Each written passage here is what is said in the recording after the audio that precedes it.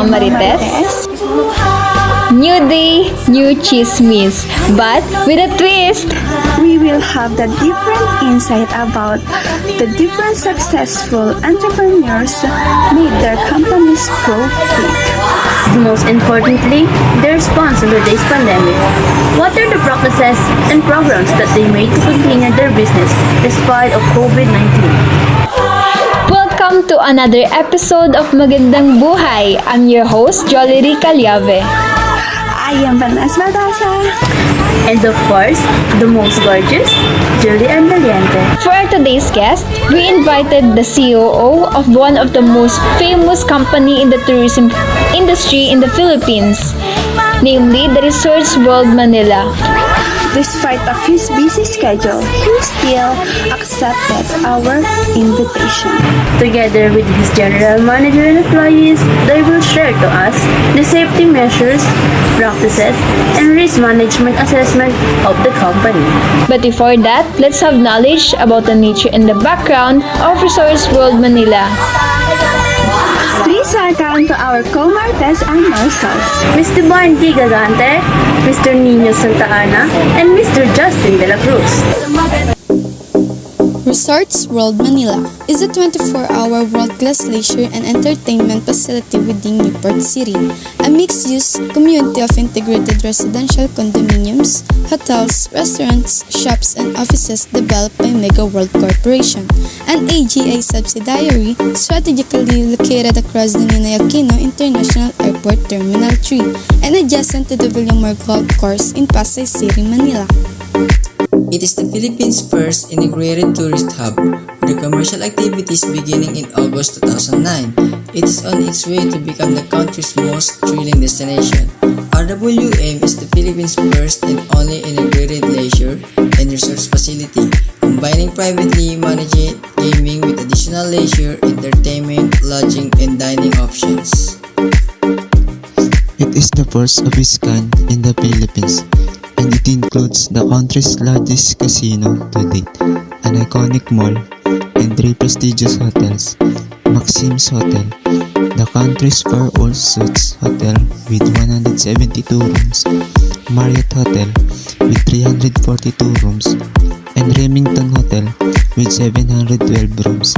It also has the upscale Newport Mall, which has shops and boutiques for international luxury brands, high-end cinemas, dining outlets, and the Newport Performing Arts Theater, which has a 1,500 seat capacity and hosts local and international artists and productions. Thank you for your wonderful presentation, our co-marites and myself. It's good impressions and I can't wait to go to RWM with you guys. Exactly. RWM is a huge company and has different things to offer. So, without further ado, please welcome the Chief Operating Officer of RWM, Mr. Stephen James Rayleigh. Magandang buhay, Mr. Stephen. Thank you for the accepting interview. Mr. Stephen, as the COO of RWM, we are curious about how you manage your company despite of pandemic. Yes, can you share to us the occupational health safety standards of RWM, because it is important to know on how you protect your employees in terms of their health conditions? Yeah, sure. But I just want to say thank you first for inviting me on your show. As you can see, the Resorts World Manila's #1 priority is to protect the health of our employees. We do weekly pre-COVID-19 rapid testing and also health monitoring for the employee to ensure that they don't carry any viruses that may spread. We also want our guests to be confident that our place is a COVID-free company. Wearing face mask and face shield is also mandatory. Temperature check to everyone that enters our premises. Physical distancing is also maintained, and we are strict in terms of personal hygiene standards. We prefer on-site accommodations for employees to reduce outside exposure. Everyone is constantly reminded of health and safety guidelines and provided with sanitation aids. We also use additional sanitation equipment using advanced technology, installation of EcoCare hand sanitizers around the property, and implementation of air filtration system to ensure that the air quality for both customers and employees is going to be at the highest quality. Thank you, Mr. Shan. No worries, you're very much welcome, ladies. Magandang buhay mga kumaritesers! Magandang buhay, Miss Anna. Can you tell us the programs offered by RWM in terms of their safety and sanitation? Of course, Resorts World Manila is stepping up its support for the nation's vaccination campaign, recognizing the importance of vaccines in the fight against ongoing pandemic. Through its parent company Alliance Global Group Inc. has committed free vaccines for employees. Vaccination is not just about personal protection. It is our best hope in ending this pandemic for everyone's benefit. The sooner we can all get vaccinated, the sooner we can get our lives and livelihood back. This belief is for company-wide awareness and promotion campaigns, #AlamMoVax and #HandaKaNaVax. This campaign sought to inform employees about the benefits and misconception of COVID-19 vaccines and encourage vaccination by stressing its importance. Aside from vaccination, stringent safety and sanitation protocols were installed within the complex. RWM's partner hotels collaborated with the world's most trusted hygiene and sanitation brands, Lysol, Ecolab, and Diversey. It also ensured everyone's safety with state-of-the-art sanitation technologies on both Grand Wing and Garden Wing gaming areas with UVC lamp system and Japanese Nano Ace disinfection technology.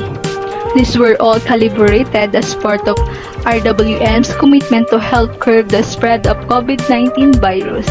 Thank you, Miss Anna. So now, let's proceed to our next interview. We also invited the 4 employees of RWM to ask them their experience inside the company. Now, Mr. Kevin Bungabong and Mr. Nel Ryan Sanchez, can you explain to us on how does the company ensure your safety as employees? As an employee, RWM has been fully committed to keeping not only its guests but also our employees to be safe and secured throughout the pandemic. Starting from the Reassured with More Safety campaign, free COVID-19 testing and health monitoring were provided for us. We practicing social distancing, wear mask, go to the mandatory thermal scanning before entering the building, and hand sanitation is also everywhere, so that we can sanitize our hands more frequently.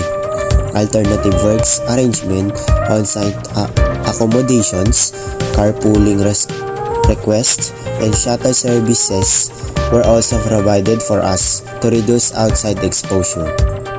They also prioritize our physical immunity and mental health. RWM rolled out quarterly supply of vitamins for employees. Through a collaboration with Infinite Care, it also provides employees with free virtual mental health checks and counseling. RWM's parent company, Alliance Global Incorporation, has recently announced a free vaccination program for all of us across the board. Vaccination is a big step to end this pandemic. However, compliance with the government safety protocol is still necessary. Next, Miss Aliana Salazar and Miss Mary Hope Boter. Can you tell us the personal hygiene practices expected from you as an employee? Good day everyone. My name is Aliana Janela Salazar. Personal hygiene practices expected from the employees. For personal hygiene practices, we ensure that we look presentable in front of our guests. We always wear our uniforms neatly, and we don't wear any hard perfume because guests might hate the smell. RWM and Newport Mall have also put in place enhanced protective and cleanliness precautions, such as employing of antivirus patrol who will do round-the-clock hygiene surveillance within the property to ensure public safety. It ensures if everyone is wearing a mask and face shield, if they don't follow the protocol, they would be given a penalty or order to leave the property. Aside from the initial safety guidelines, additional state-of-the-art sanitation and disinfection technologies are installed in different areas, including smart disinfection and temperature chamber, multi-quad sanitizer, sanitizer and escalator handrail sanitizer. Contactless purchase with designated pickup contents and drive-through station is also being introduced as a new safety protocol that will be rolled out.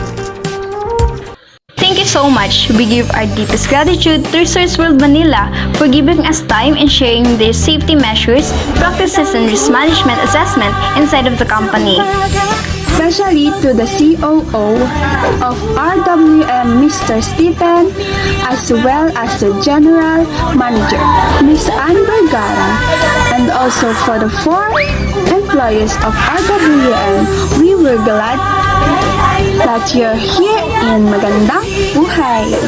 For our reflection of the day or ROTD, we give our empathy to our hardworking co-employees. It's good to see that despite of this pandemic that we are facing, Filipino workers still find a ways to move forward. Their sacrifices are priceless, wherein they risk their life to have their food on their plates. They do it for the sake of their families, to support their needs in everyday basis.